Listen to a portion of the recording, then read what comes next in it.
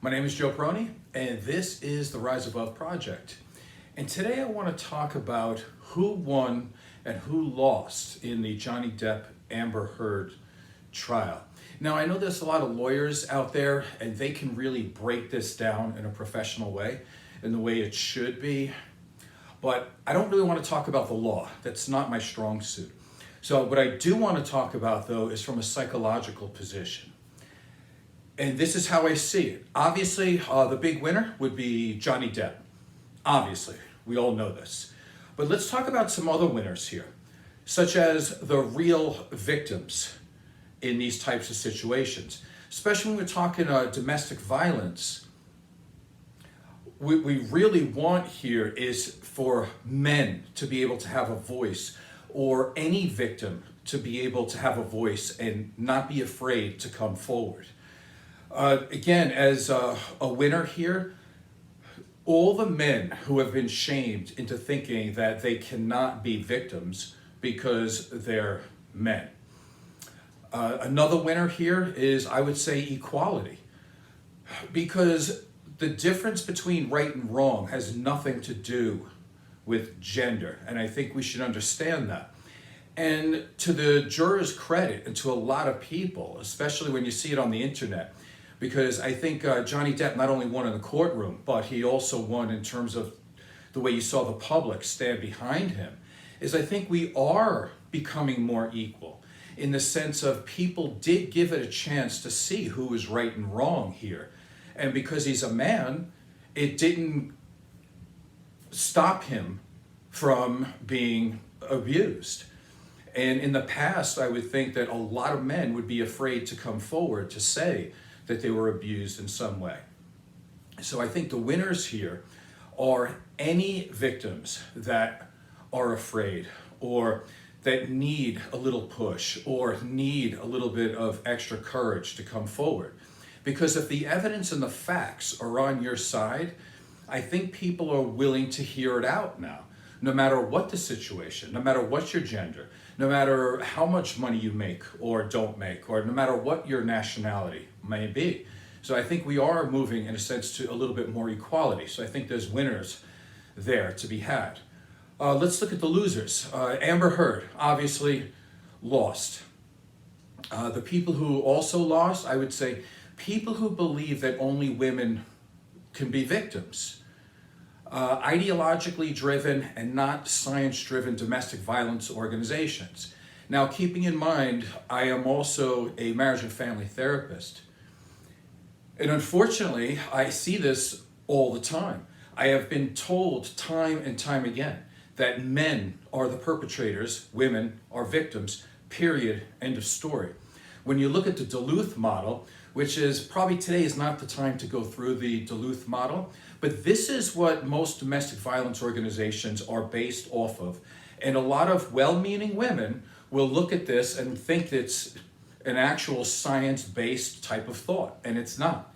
It was a bunch of battered women, unfortunately, battered, and they were activists from Duluth, Minnesota, and they put together this Duluth model, which everybody around at least I know in the United States, tends to use it as a domestic violence organization. And the way that they supposedly are doing treatment on men, which says that men are perpetrators, women are always victims. If women lash out and act violent, it's only because they're doing it in defense, because women, they just don't act like that, which is totally ridiculous. But unfortunately, a lot of people are still buying into it. And there's a lot of well-meaning people that want to help other people. And they'll go into these organizations and they're taught this and they think it's the right way. And they do their best, which means that the more diligent they are and the harder they work to be better at their job, the worse they actually are, because they're getting very, very poor information. One of the big losers here is toxic masculinity, which I'm all for. Now, I know we can define toxic masculinity in many ways, and there's a lot of men out there going, masculinity is not toxic. Listen, I love being masculine. I want to reach my full potential in every which way as possible. And as you can see, I have no problem, even as a marriage and family therapist, showing off some of my physical attributes and physical wins that I've done throughout my life. And that's nothing. And by the way, these are all different trophies than I had last week. So I can do this for the next year. But that's not the point. The point is, what is toxic masculinity in my point of view? And it would be a lot of those guys that are in pain, that a lot of guys who are suffering maltreatment, that think, wow, I'm a bigger, better, badder, stronger guy if I can handle more pain. I can take more maltreatment. Nobody's going to care about me. Why should I care about myself? So I'm just going to suck it up and continue to deal with it. So basically, toughen up, and that's it. It's not a virtue to endure as much maltreatment and pain as you can, especially in relationships. I mean, sometimes it's okay to endure pain and to be resilient. If you're trying to be successful in certain areas of life, or in sports, or in bodybuilding, or whatever you want to improve in your life. But it's no measure of a man to avoid things that you should be facing, such as guys who don't want to get a colonoscopy, guys who are feeling pain, they go, screw it, I'm not going to go to the doctor because I'm going to tough it out. Meanwhile, you died 10 years before you should because of cancer or something like that. That's toxic masculinity as far as I can see it. Guys who try to hide their pain and don't admit to having any pain, and they refuse to go to doctors, they refuse to go to therapists because they think that they're supposed to be an army of one and that nobody cares about them. And then they end up killing themselves at 4 times the rate of women. And all this is uncalled for. Now here we have a situation with Johnny Depp, who is obviously in a very, very harsh relationship where he was being physically and emotionally abused.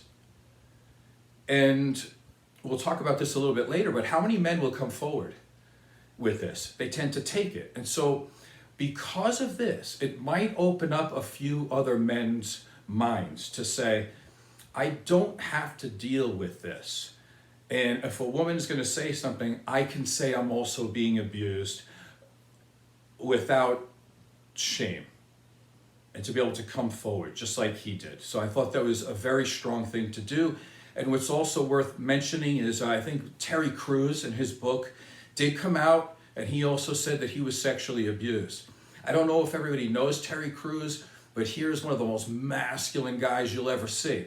And for him to come out with that, I think is an amazingly beautiful thing to do for a strong man, to do something like that, because maybe he can be a role model for other men. Toxic masculinity in the form that I just said needs to go away. There's no reason to hurt yourself unnecessarily, and in some ways end your life unnecessarily. It just doesn't make sense to me.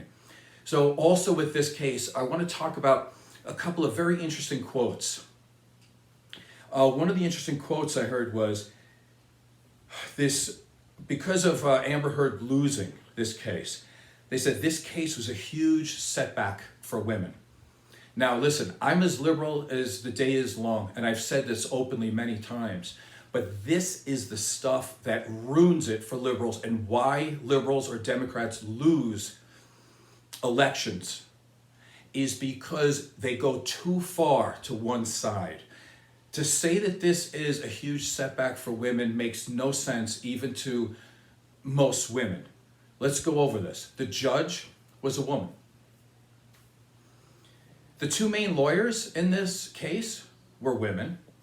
There was expert testimony from a lot of people, many of them women. I'm going to say that, because I don't know who they were, but I'm going to say the jurors, a lot of them were women, probably at least half. And they all went to Johnny Depp's side. So we need to know this.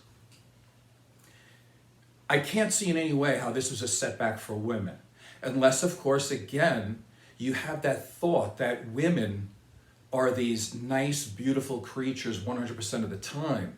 And they're always the victims of these big, bad, nasty, ugly men who are always the perpetrators. If you believe that, sincerely, you have a lot of unresolved trauma. And I'm not belittling your trauma, because it's there, and I understand that those feelings are real.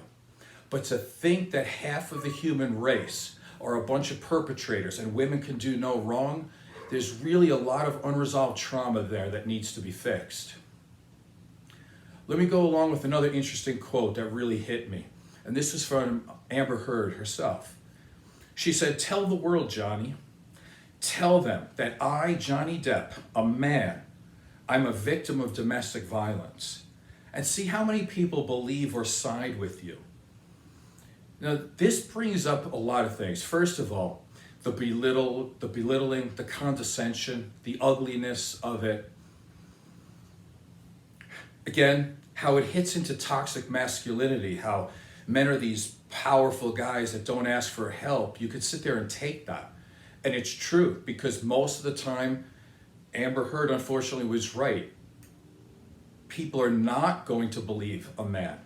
But that also brings into play something else when we talk about power dynamics. Now, of course, nothing in this world typically is 100% to 0%. When we're talking about power dynamics, the average man is bigger and stronger than the average woman. So you could say that there's a power dynamic there. In terms of money, men still typically make more money than women. So you could say that the power dynamic is that way. But there are a lot of women who do make more money than men. So we can't always say that there's a power dynamic. We have to look at things on an individual basis. But if we're looking at a power dynamic in this particular situation, if she says, "Go ahead, tell them, Johnny, because nobody's going to believe you that you're a man and you're a victim of domestic violence," the power dynamic there is that the woman has the power. Because if you say a man's guilty, most people believe that he's guilty. So this power dynamic goes both ways. And in her case too, we can talk about Johnny Depp has a lot of money, more money than Amber Heard. Now, they were married, so I don't know if they have a prenup or not. I don't care. But can you say that there's a power dynamic financially there when they're married? Probably not. But let's just say that there is, just so I don't care. I'm not trying to split hairs. But here's the thing. Can you claim a power dynamic when you have millions of dollars yourself? Because she doesn't have to stay in a bad relationship because she can't meet her bills, that she can't put food on the table. That's not it. She's worth millions of dollars. Millions. The average person, if you pop them $5, $6, $7 million, they wouldn't have to work for the rest of their life. So to claim that she's one of these #MeToo, I'm being abused by a man because he makes more money than me. What man believes that? And here's the thing, what woman believes that? And I would say this, if you want to look for a red flag in your next relationship, look for somebody who is relating to Amber Heard more than Johnny Depp. Because that's a major problem. Because if you think that there's a severe power dynamic here with a woman who makes millions of dollars, I'm going to say you have something against men in general. And I'm not even going to say it's your fault, because it's taught. It's taught that over and over again. And we'll go over that in a second. So I'd like to read some stats, because I did make a pretty strong statement here about how domestic violence organizations, they're not science driven, they're not evidence driven, they're ideologically driven, meaning they hate men and so they just say that men are bad. Now, trust me, there's enough bad men in the world, we get this, but what we really want to do is look at evidence-based things so we can look at everything from an individual position. So let's take a look at some statistics on domestic violence in the United States. This is from the Department of Health and Human Services. Now there's a lot, so let's try to keep up with this. And I mean that for me, there's a lot of numbers here. So number one, in the subject of children who were killed by a parent, by a single parent. Now, 29.5% of the killers of their children were fathers. However, on the other side, 70.6% of the murderers of their own children were mothers. And 60% of the children that were killed were boys. So you can look into that any which way you want. But again, you could say, and it would be true, that mothers spend more time with their children, and that would be true. But it still doesn't look good when 71% of the murderers of children, of their own children in this country, are women. It kind of takes away the thought that women are never perpetrators, right? So number two, when we look at child abuse perpetrators, this is from the year 2020, so it's pretty up to date. There were 225,020 men. That's a lot of male perpetrators. Absolutely. That's 250,000. That's way too many. But let's look at the women. 248,335. So now we're looking at even more, by about 20,000 more. Again, there are more women child abuse perpetrators in the United States than men. It's interesting, especially when you have organizations that say that they're domestic violence organizations, and they're all pro-women and against men. Let's continue. From the domesticviolenceresearch.org.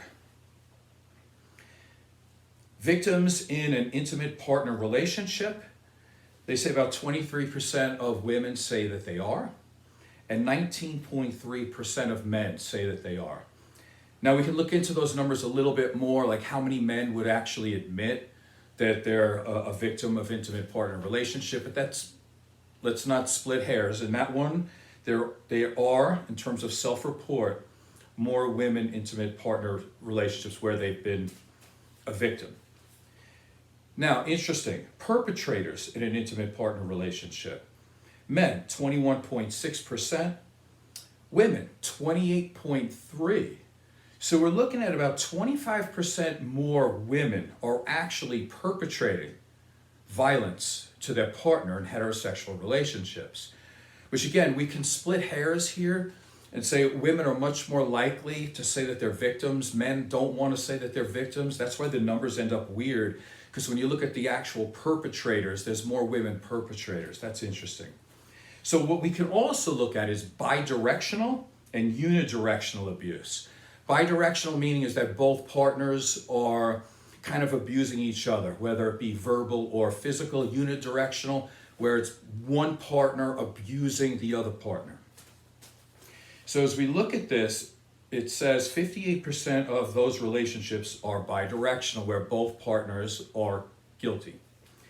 And 42% are unidirectional, again, where there's only one partner who is the aggressor. So when we look at unidirectional abuse, 13.8% is male to female.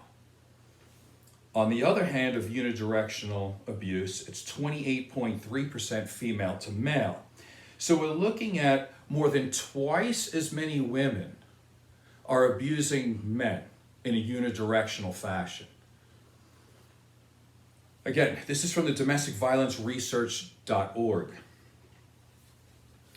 Let's look at perpetrators of emotional abuse. Men, 75% of the time, which is 75% too high. That's a really high number. But women, 81%. Again, women do tend to use more verbal abuse and more relational abuse. Now, the numbers that you see that are extremely skewed to one way, and that is very scary stuff when you see that it's like 95% of the women are abused and it's only 5% of men. Those numbers are actually true as well, but we have to look at how they got those numbers. Those are the numbers that they got from self-report, where somebody would verbalize to say, my partner did this, and they would do those surveys, or they would ask somebody in an emergency room. And that's where the difference is that although women are they perpetrate more verbally and more physically, what happens is that when we're talking about major damage, we're talking about many percentage points higher, that women are going to the emergency room and then verbalizing that their partner is the one who did it. Now, with a small percentage of men who go to emergency rooms, even then, they're not going to say, my wife broke my nose. They're never going to say that. Nobody would admit, because of, again, toxic masculinity, there's no way that they're going to admit that they stood there and took a beating. So, again, we're all adults here, and we can look into these numbers any which way you want. If you quibble with them or you disagree with them, I'm all about that. We can have different points of view. Here's something that's extremely interesting, I think. Because again, a lot of these domestic violence organizations, they just blame heterosexual men. But when we look at it, the relationships where is the most domestic violence, it's with lesbian couples, by far. 75% of lesbians report some type of domestic abuse in their relationship. With heterosexual men, it's only about 20%, although 20% is 20% too high. So the interesting thing here is that we want to blame men all the time, but yet when there's a man and woman in a relationship, the percentage is about 20 or so. With lesbian women, it's like 75. With two men, with gay men, it's about 50%. Again, look at that as you want. When we say that the patriarchy makes men want to dominate women, I don't know how true that is. I don't know any man who's never heard the phrase, never hit a woman. I mean, most men I know, they can be getting punched in the face repeatedly, and they'll still say, I can't touch a woman. So even if they do, half the time it's in defense, or more than half the time it's in defense.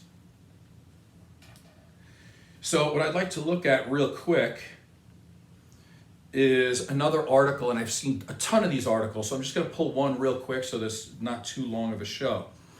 It says, Marta Prada Pelias, the Chief Executive Officer of Family Violence Prevention Services in San Antonio, Texas, said it was important to take into consideration power dynamics. Again, we've talked about this, so I don't think she's really understanding power dynamics in its complexity. She says that power could be determined by who is physically larger or more famous or wealthier. Again, we've talked about this. She's talking about Amber Heard here most, and it's like, listen, let's not cry a river for Amber Heard who has millions of dollars. I mean, she might not be able to meet her payment now, but that's a whole different story. She goes on to say, in a relationship where there is domestic violence, there cannot ever be two abusers or two victims. That does not happen. That is not domestic violence. Domestic violence has only one abuser. And listen, this is the kind of stuff that they're teaching women in these organizations.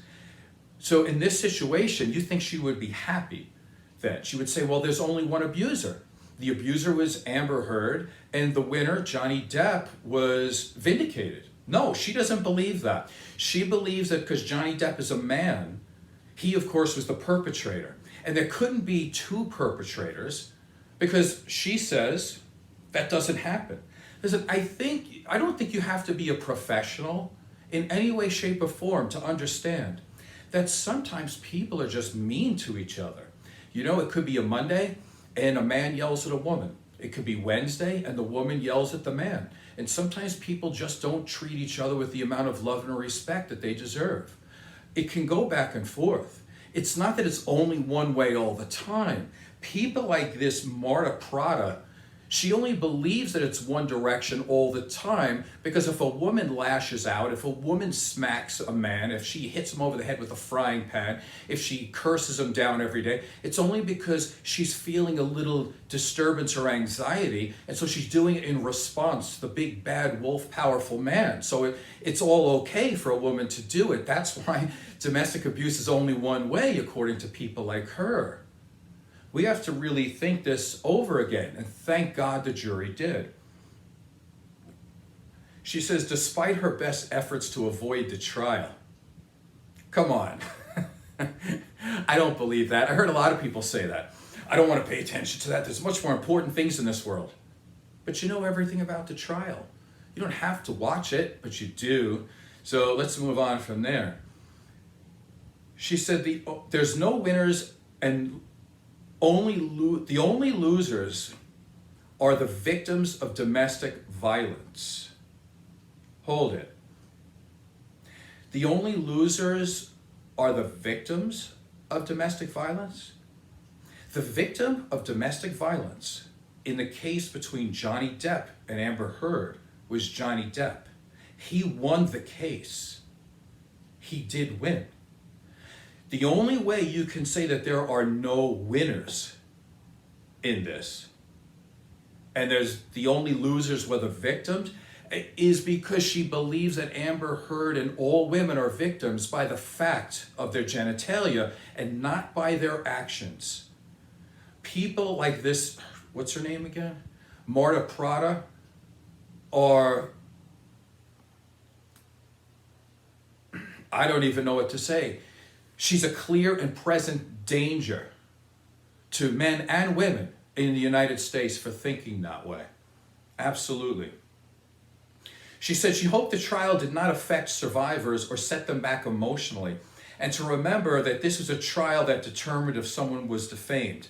Okay, so she says she hoped that the trial did not affect survivors. It should affect survivors. Johnny Depp was the survivor. Thank God he came forward. It's just in this situation, he was a man. May all survivors have the power and the courage to come forward. And hopefully have facts and evidence too. Because you can't believe in the Me Too movement with the thought of believe all women. You can't believe all men. You can't believe all of everything. We live in the United States. You can't just accuse people and say, okay, that person did that. That person punched me. That person shot a gun at me. You can't just say that and expect people to go to jail. What kind of country do we live in? That is amazingly sexist. So let me say again on the winner's side, or the losers. The loser here is all the sexists who believe that perpetrators and victims are based on a gender and not by the actions that they do. She finishes with some more genius words here by saying, victims already lack the trust in the system. All systems have failed them again and again. No, the system worked beautifully. And it even worked for somebody that has no power dynamic. Because when you're a man and you're saying you're being physically abused, nobody believes you. In this case, somebody did, thank God. And so hopefully it's not a gender issue. Again, everybody who's been abused in some situation, they need to have their time. They need to have their time in court. Perpetrators need to get what's coming to them. I don't care what gender they are. So I hope today was valuable in some way. Again, the show got a little bit too long, but that's okay. So my name is Joe Peroni. This is the Rise Above Project. Please subscribe and tell a friend. Thank you.